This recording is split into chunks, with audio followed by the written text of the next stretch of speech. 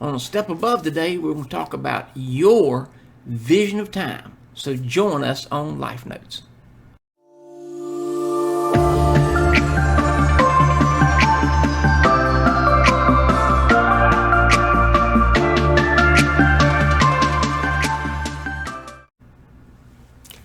Welcome to Life Notes. We're so glad you can join us today.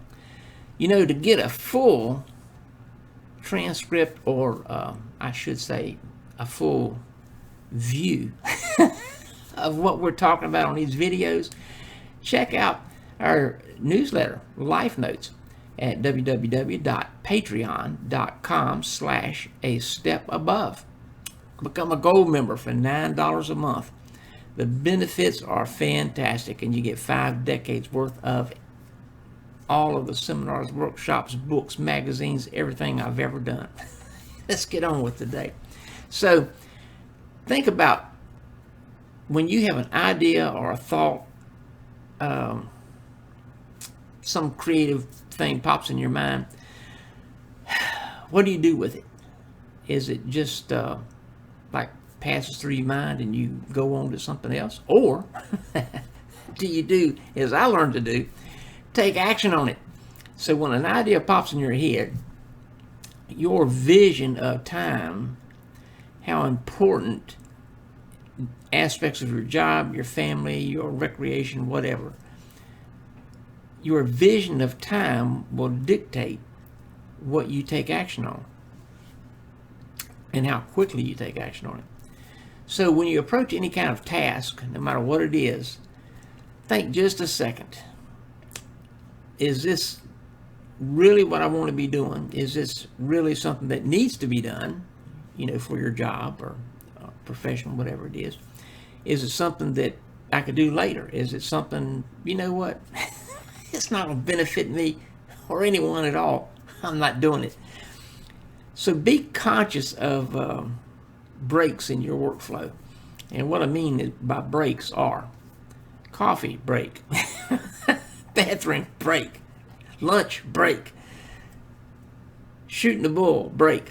And I don't know what y'all call it elsewhere, but in Virginia, where I'm originally from, shooting the bull meant you're just wasting time. So they called it shooting the bull, because there's no purpose in shooting the bull, because having a bull with your cows means you've got little calves running around later on. So anyway, we don't want to shoot the bull. So time is the most important asset that you have. Time is the most important asset you have. So even though time is limited, or you might say constricted, we only have so much time allocated to us. I believe we can stretch our time by taking care of our physical and emotional health, and taking care of things like they should be taken care of, so that we aren't putting ourselves in dire situations. How do we effectively use each day? And oh boy, let me touch on that. What times of the day are you most effective? Different people, different times. Some people, man, 4 o'clock in the morning, poof, up they go. Some people wake up about 9:30 at night. You know, it's about you. When are you most effective?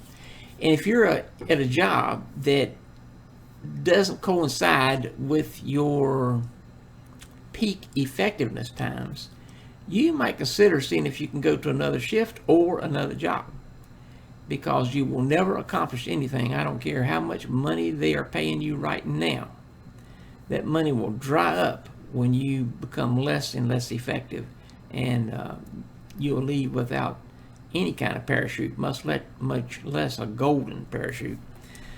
When you are effective, how much of a stretch each time are you effective? Are you effective for 15 minutes? Are you effective for an hour? Do you go for 4 hours? What's your effective length of time? You need to learn what your mind and body does and when it is most effective. That way you'll get the most out of your most efficacious time. And what prompts energize your mind and body? For some people, it might be music. Somebody else might be a cup of coffee. Somebody else, it might be 5 minutes of engaging conversation that prompts ideas, and you take off with those ideas and roll with them. And what changes do you need to make? This is good. Your life is what it is because of how you have used your time in the past. Is your life where you want it? And if it's not, then you need to do something about it. You need to make some kind of change. You need to do something to make your life effective, enjoyable. You should enjoy your work. If you're not enjoying your work, get a different job. You know, that's simple. Some people go job to job to job. You know, they got a problem. Emotionally and psychologically. Because their temperament doesn't have any commitment. They just think, oh, I don't like the way they treated me on this job, I'm leaving. Oh, they didn't do this, somebody promoted them over me, oh, I'm leaving. Oh, I don't like the way somebody looked at me, I'm leaving. You know, that's stupid. For lack of a better, I don't know the right word. Stupid's the best thing I can think of. If you don't like a job, find another job and transition out gracefully. Give the 2-week or 4-week notice, whatever your job, the norm is for your profession. Never just up and leave a job. I don't care how mad you get, how irritated, how dysfunctional the work environment is. Give a decent 2-week notice. Period. You can tough it out 2 weeks. And if you can't, guys, get your big boy pants on and tough it out for 2 weeks. I don't know of any women that do that, but anyway, whatever. Sorry, guys, I don't mean to pick on you. I'm just going by my experience. What some of the guys have done.